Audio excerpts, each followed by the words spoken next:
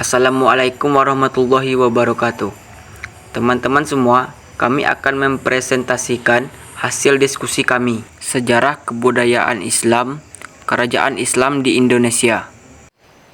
Guru Pembimbing Zakiatul Syarifah MPDI. Yang pertama, kita akan membahas tentang Kerajaan Samudra Pasai.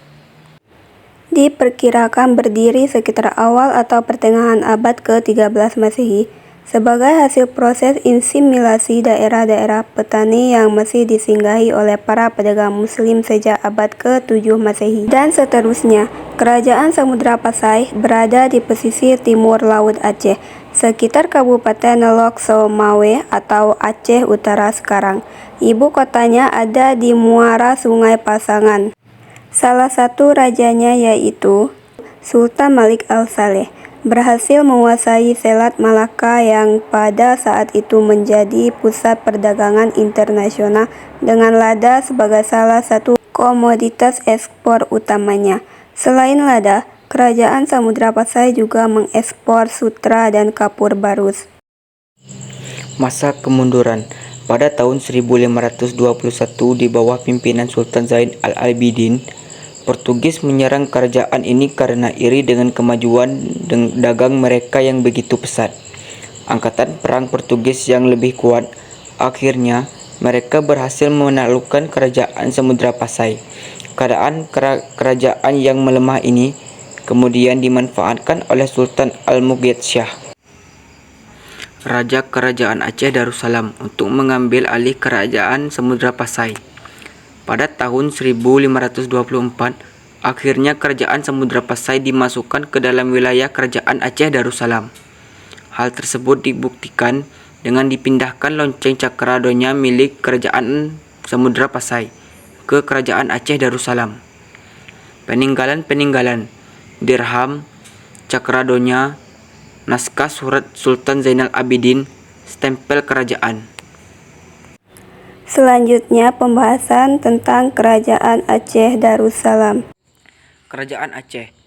Secara geografis, Kerajaan Aceh berada di Kabupaten Aceh Besar, berdiri pada abad ke-15 Masehi. Raja pertamanya adalah Ali Maghiat Shah. Wilayah kekuasaannya dari Pidie sampai ke Sumatera Timur dan pelosok. Raja-rajanya yaitu 1. Sultan Ali Maghiat Shah.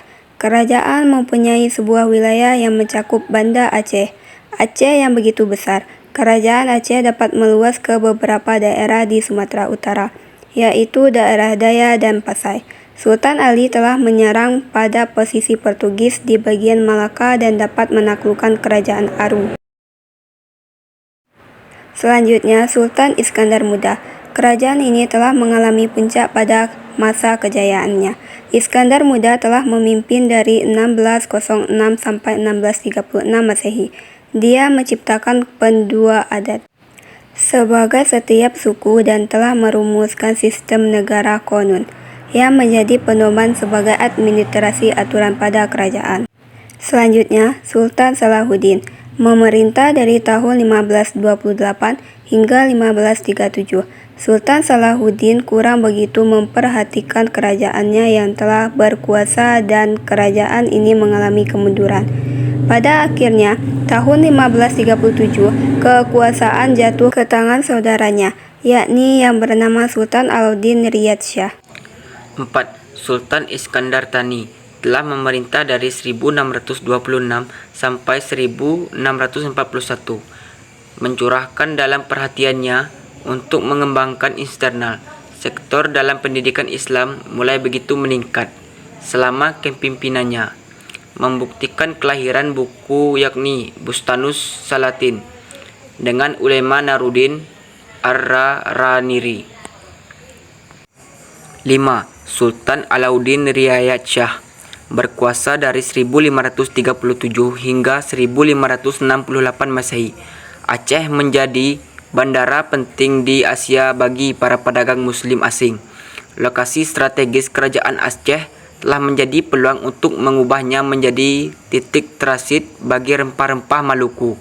Angkatan laut semakin kuat.